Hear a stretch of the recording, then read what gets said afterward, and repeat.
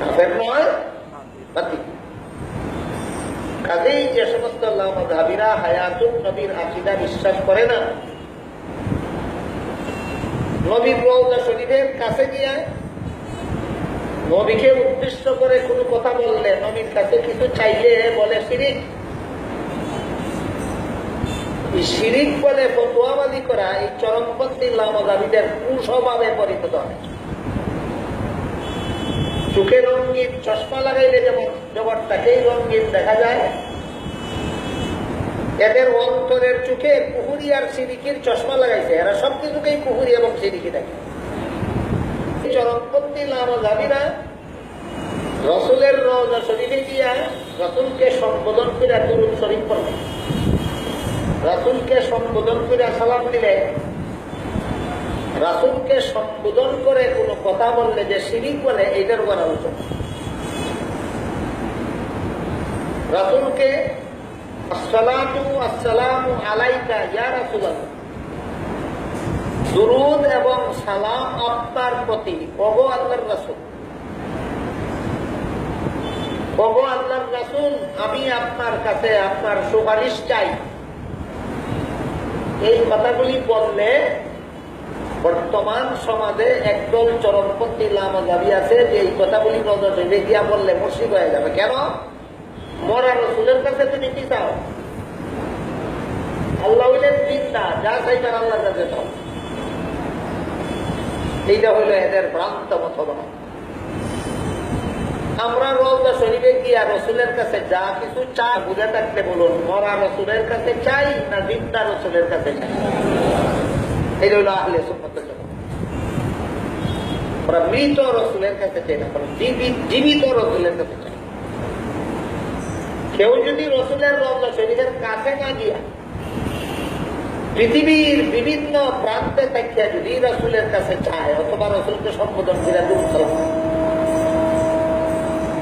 আসসালাতু আসসালামু আলাইকা ইয়া রাসূলুল্লাহ কইল কিশোরগঞ্জ থেকে, কিশোরগঞ্জ থেকে একটা মানুষে ও আল্লাহর রাসূল আপনার প্রতি দুরূদ এবং সালাম। কিশোরগঞ্জে অবস্থান করে একটা মানুষ বলে, ওগো আল্লাহর রাসূল আমি আপনার কাছে সুপারিশ চাই। তখন কি হবে? তখনকার অবস্থা হইল দুইটা। যদি এই কথা বলনেওয়ালা মনে করে যে আমার এই কথাগুলি, আমার দুরূদ এবং সালাম এবং আমার আবেদন ফেরেশতারা রাসূলের রওজা শরীফে পৌঁছাইয়া দিবে, এই আকীদায় যদি বলে, বলতে কোনো দোষ নেই। অথবা ফেরেশতা পৌঁছাইয়া দিবে, এই আকীদাও নাই, শুধু মনের আবেগে যারে ডাকে সে শুনে, সে যে তার কাছে নাই, যে ভালো রকম জানে, এবং তিনি শুনবেন কিনা শুনবেন না সেইটা তার কল্পনায় নাই। আবেগ ভরা কণ্ঠে শুধু ডাকে, মহব্বতের কারণে ডাকে। আর কর যেমন এক ব্যক্তির বাবা মারা গেলেন, জান্নাতুল বাকিতে করে দাফন করা হইল।